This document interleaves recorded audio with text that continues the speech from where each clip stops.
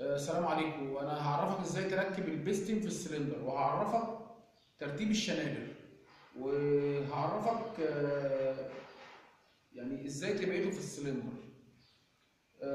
ولو انت خارط بستم، رقم واحد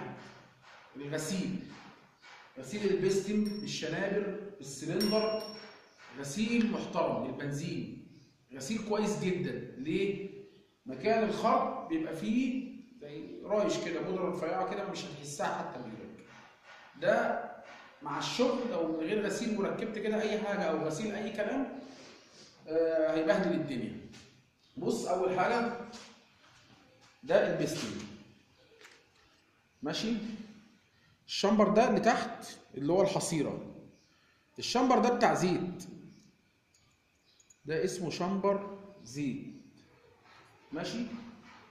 بيركب عليه الشمبرين دول، واحد بيبقى تحت وواحد فوق، بس ما نركبش ده الاول، احنا نركب دي الاول، الحصيره دي الاول، الشمبر ده ماشي اهو، بالراحه كده اهو، تستعجلش يعني اهو، بقيته تحت اهو،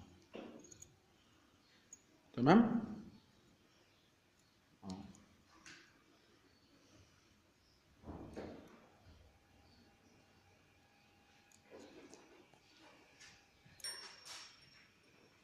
ماشي. والتاني اهو فوقيه، فوق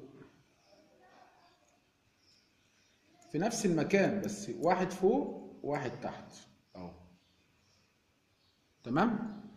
بنيجي بقى في عندك شمبرين، واحد بيبقى اسود وواحد بيبقى لونه نيكل كده.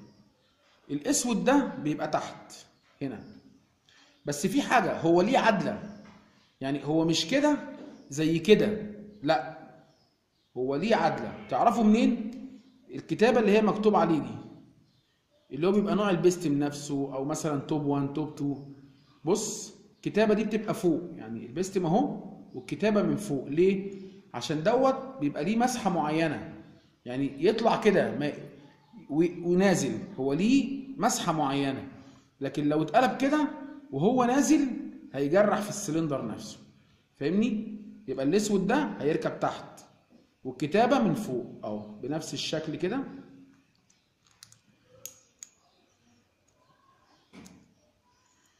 اهو. والتاني نفس الحكايه اهو، كتابه اهي برضه بتبقى فوق، بس نبقى عكس ده فتحته هنا مثلا، نبقى ايه التاني عكسه، الفتحه عكسها. مش هتفرق بقى اذا كان هنا اذا كان هنا، المهم يبقوا عكس بعض يعني ماشي.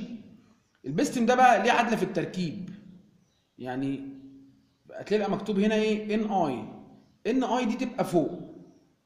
يعني انا دايما بيقابلني في مكن بلاقي متركب ان ده تحت، لا البستم ليه عدل. انت لما تبص عليه كده تحس ان ايه، مفيش فرق ان هو يركب كده او يركب كده، لا هو ليه عدله. عدلته الان اي دي تبقى من فوق، يعني الموتور راكب في الفسبه يبقى ده كده في نفس الوضع كده، يبقى فوق كده اهي ماشي. طبعا الفتحات دي ليها وظيفه، الفتحات دي اسمها حوض زيت عشان يمر منها الزيت.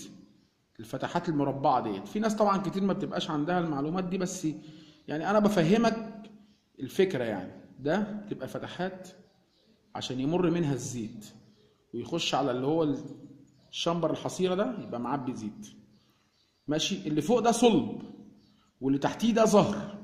ليه ده صلب وده زهر؟ اولا ده كبس، ثانيا الاسود ده بيمسح الزيت. الصلب ده معمول صلب عشان هو قريب من درجة الحرارة، هو كبس وفوق قريب من درجة الحرارة.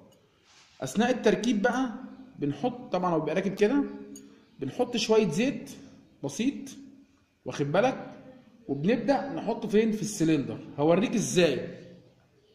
طبعا زي ما قلنا، انزل شوية القرش، زي ما قلنا نركب البستم في تيلة هنا دي راكبة، وده البنز هيبقى بالشكل ده كده. هنيجي هنا في البي ال، طبعا هنحط الجوان بتاعنا الاول زي ما انت شايف، وتنضف تحتيه كويس جدا. نحط الجوان، بنيجي طبعا رصينا الشنابر فتحه فوق عكسها التانيه، قلنا مش هتفرق من الناحيه دي من اي جهه، المهم عكس بعض ماشي عشان ما يهربش ايه الكبس. اهو بمسكه كده اهو، بنزل على البي ال اهو، اروح زائد كده ايه، هو ركب اهو. اوكي اهو تمام.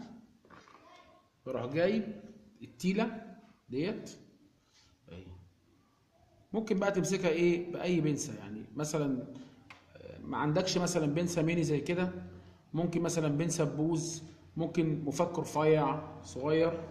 باجي هنا اهو اهو كده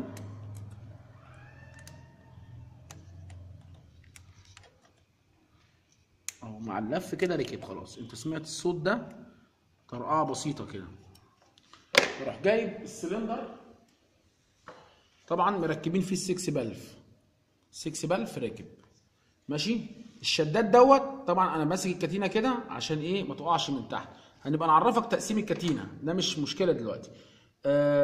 في شداد اهو واحد راكب، ده اللي راكب بمسمار، بجيبه كده عشان ما يصدش فين، ما يصدش في السكس بلف جوه هنا اهو. بجيبه كده شويه وانا بركب ببقى ايه جايبه كده سنه صغيره ماشي. زيت هنا طبعا منضفين كويس. في هنا الفول دي ما تنساهاش اهو. بص ادي فوله وادي التانية اهي معايا. شويه زيت عشان يبقى فيه سهوله، وادي شويه زيت هنا برضو اهو في السهوله في دخول البس. اهم حاجه بقى في الشنابه عشان الشمبر ما يتكسرش معايا، عدم الاستعجال. طبعا اهو 6 بلف تحت دي عدله طبعا.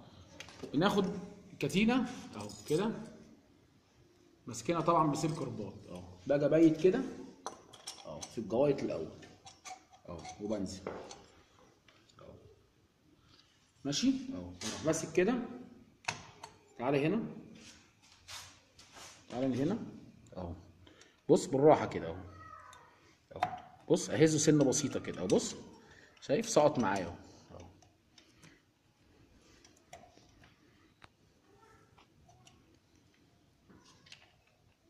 اهو كده بالراحه اهو. ننزل بالمروحه كده والسلندر معاه، واروح ايه طالع سنه اهو شداد اهو. انزل بالمروحه واروح ماسكه وطالع بيه اهو. خلاص كده اهو اهو. بس طبعا مش هنقدر نلف اكتر من كده، ليه؟ عشان الكتينه بتلف معانا ماشي. بعد كده نحط ايه الشداد فين،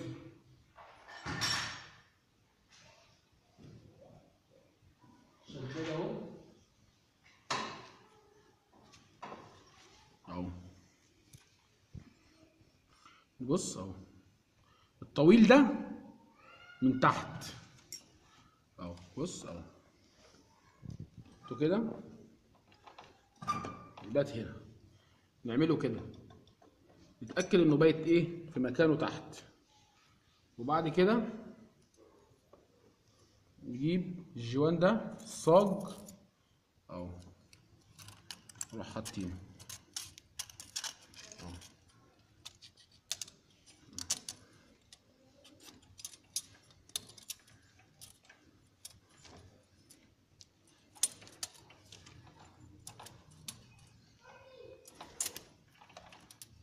تمام اهو. نجيب بقى الخزنه،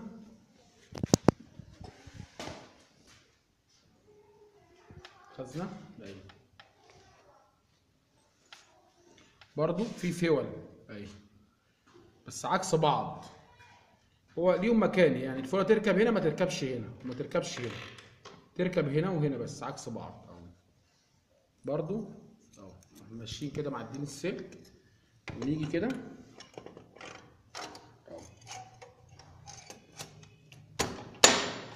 بس خلاص هنربط بقى ونجمع التقسيمه. طبعا احنا عاملين لها فيديو تقريبا، ولو مش عاملين هنعمل فيديو ان شاء الله. هتجمع الاربع صواميل دول، وفي ورا هنا مسمارين 10 اهو، ادي واحد وادي التاني اهو. التقسيمه بقى من هنا هعرفك ازاي برضه، تمام اهو، مفيش اي مشاكل.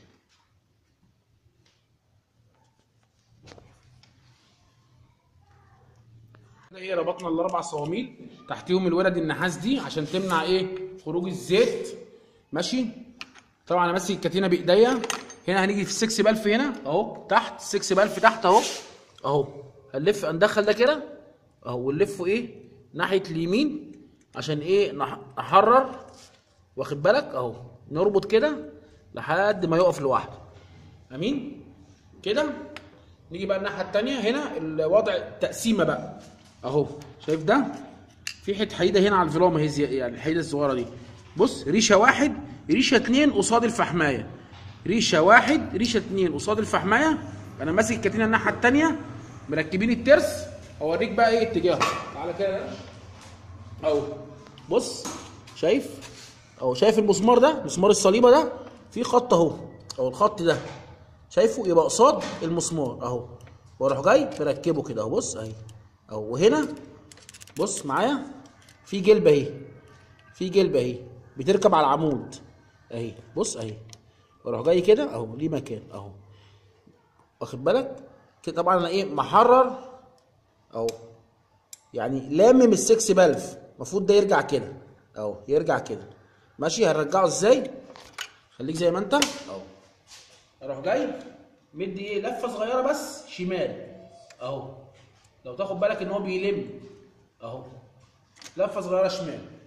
وبعد كده بنركب المسمار ال10 بالورده بتاعته اهي كده اهو اهو.